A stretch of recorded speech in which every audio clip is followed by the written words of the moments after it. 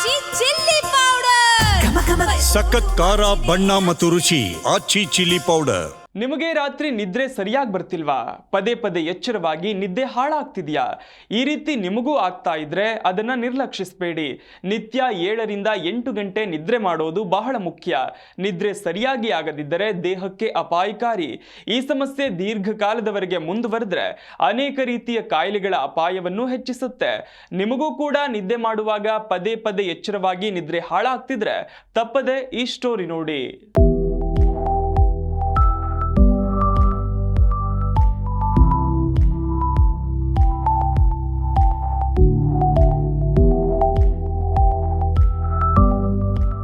ಆರೋಗ್ಯ ಚೆನ್ನಾಗಿರ್ಬೇಕು ಅಂದ್ರೆ ಮೊದಲು ಸರಿಯಾಗಿ ನಿದ್ರೆ ಮಾಡಬೇಕು.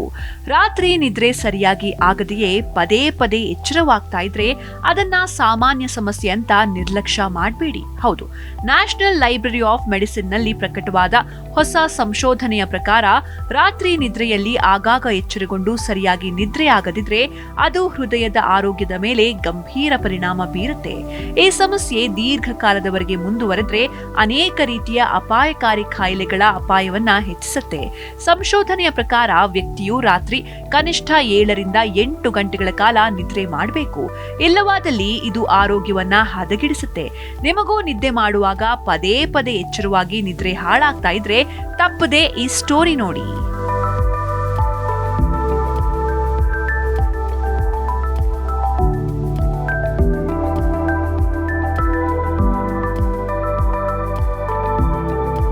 ನ್ಯಾಷನಲ್ ಲೈಬ್ರರಿ ಆಫ್ ಮೆಡಿಸಿನ್ ನಲ್ಲಿ ಪ್ರಕಟವಾದ ಅಧ್ಯಯನದ ಪ್ರಕಾರ ನಿದ್ರೆ ಸರಿಯಾಗಿ ಆಗದಿದ್ದವರು ಅಧಿಕ ರಕ್ತದೊತ್ತಡದಂತಹ ಅಪಾಯವನ್ನ ಹೊಂದಿರ್ತಾರೆ. ನಿದ್ರೆ ಸರಿಯಾಗಿ ಆಗದಿದ್ದಾಗ ದೇಹಕ್ಕೆ ತನ್ನನ್ನು ತಾನು ಸಂಪೂರ್ಣವಾಗಿ ಸರಿಪಡಿಸಿಕೊಳ್ಳೋದಕ್ಕೆ ಸರಿಯಾದ ಅವಕಾಶ ಸಿಗೋದಿಲ್ಲ. ಇದು ಹೃದಯದ ಕಾರ್ಯನಿರ್ವಹಣೆಯ ಮೇಲೆ ಪರಿಣಾಮ ಬೀರುತ್ತೆ. ಅಷ್ಟೇ ಅಲ್ಲ, ಇದು ಮೆದುಳಿನ ಮೇಲೂ ಪರಿಣಾಮ ಬೀರುತ್ತೆ ಅಂತ ಸಂಶೋಧನೆಯಲ್ಲಿ ಬಹಿರಂಗಗೊಂಡಿದೆ.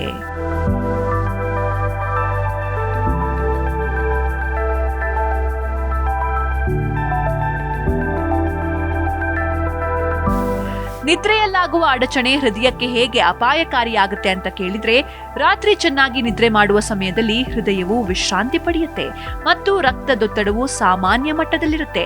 ಆದ್ರೆ ನಿದ್ರೆಗೆ ಪದೇ ಪದೇ ಅಡ್ಡಿಯಾದಾಗ ಹೃದಯದ ಮೇಲಿನ ಒತ್ತಡ ಹೆಚ್ಚಾಗುತ್ತೆ. ಇದು ಉರಿಯೂತಕ್ಕೆ ಕಾರಣವಾಗಬಹುದು. ಅಷ್ಟೇ ಅಲ್ಲ, ಹೃದಯಾಘಾತದ ಅಪಾಯವನ್ನು ಕೂಡ ಹೆಚ್ಚಿಸುತ್ತೆ.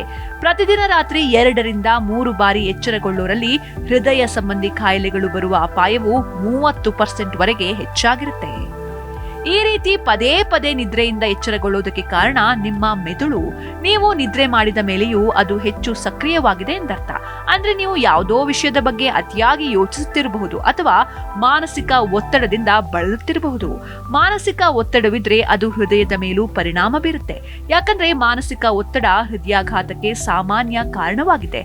ಆದ್ದರಿಂದ ನಿಮ್ಮ ಆರೋಗ್ಯದ ಬಗ್ಗೆ ಕಾಳಜಿ ವಹಿಸೋದು ಬಹಳ ಮುಖ್ಯ.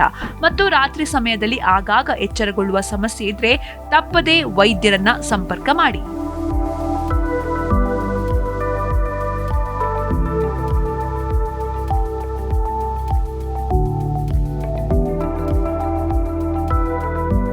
ಈ ರೀತಿ ಸಮಸ್ಯೆ ಯಾರಲ್ಲಿ ಹೆಚ್ಚಾಗಿ ಕಂಡುಬರುತ್ತೆ?